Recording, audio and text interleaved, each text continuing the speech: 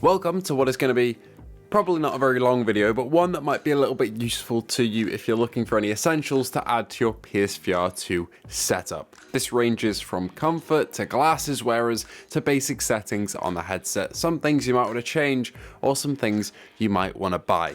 Each come with their own positives and caveats in terms of the things you can buy for your PSVR2 headset, but they do very specific things which I'll get into throughout this video. First and foremost though, let's head into one of the most essential things you should do with your headset, which is making sure your settings and positioning is right.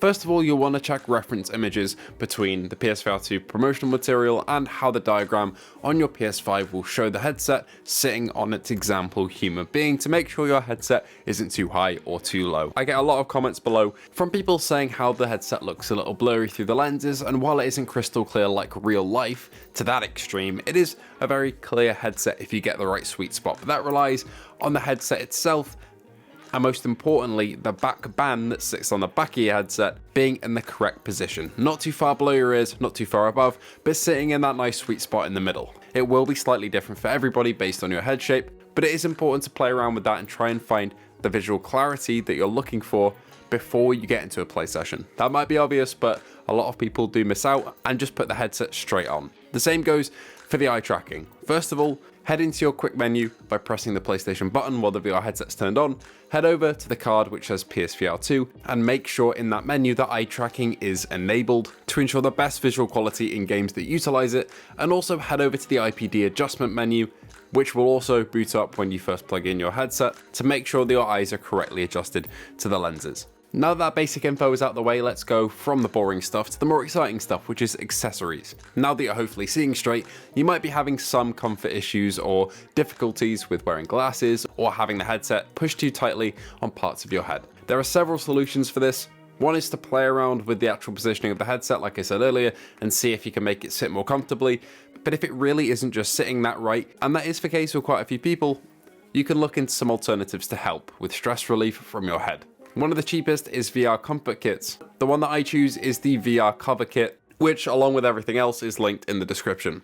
This essentially comes with a band that sits on the top of the headset that puts more pressure on the top of your head rather than the front and the back, which should relieve a lot of stress that people feel when wearing the PSVR2 and tightening it around their head. It's done two things for me. One of them is relieve that stress, and the second is to stop the headphones that I wear, which are the Pulse headphones, from slipping back when I look up. So it does two things very, very well. That comfort kit in particular also comes with a front and back cover to absorb sweat and reduce the degradation of the spongy material that essentially lines the front and back of the headset, which makes contact with your head.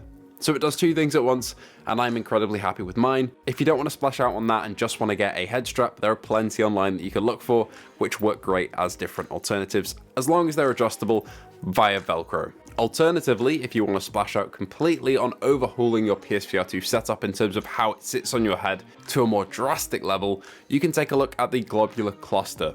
This is essentially a product you can buy that modifies the shape of where the PSVR2 rests on your head and where pressure is put. It reminds me of the Elite straps for Quest, and even though I don't personally own it so can't attest to its quality, I've heard nothing but good things from all the people who've bought it, but I would recommend going out and doing your own research on that one just to make sure, as I don't have any first-hand actual experience with the product. But from what I hear, that's also a good alternative for reducing stress on your head. If you're worrying about scratching your lenses or you wear glasses, take a look into some VR lenses. The lenses I use are the Wrapup magnetic lenses, which can either be made for prescription or not, with anti-glare and anti-blue light coatings. And yes, these are magnetic, meaning I can take off the outer layer and replace a different lens or different prescription very, very easily, but there are plenty of other options which may be a little bit cheaper that aren't magnetic and just sit directly on your PSVR2 lenses. From my own personal experience, I can guarantee that the Wrapup ones haven't scratched the insides of my actual PSVR2 lenses, and I've protected them well, as I don't actually wear glasses, but I just keep them there as an extra level of protection. So if you're worried about scratching your lenses or you need glasses, go take a look at Wrapup and other VR prescription lenses, as they all let you customize your prescription and what coatings you want on them.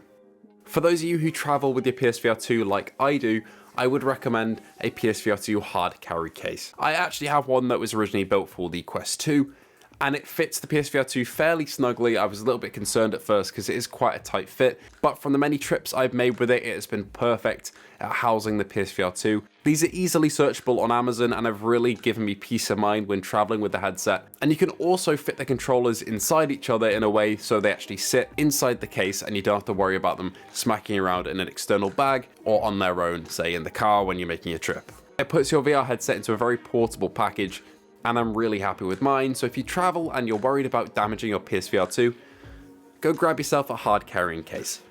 And finally, I'd really suggest looking into a dock charger for your PSVR 2 Sense controllers, either third party or from Sony themselves. I actually opt for both these options because I am technically living in two places, split between both university and my home. I have a third-party charger at uni which works great, and I also have the official Sony PSVR 2 Sense controller charging station, and they both work great. However, some people might just opt to charge their controllers through the normal USB-C cables, and if you don't have the money to splash out for a dock, that works perfectly fine, do not get me wrong.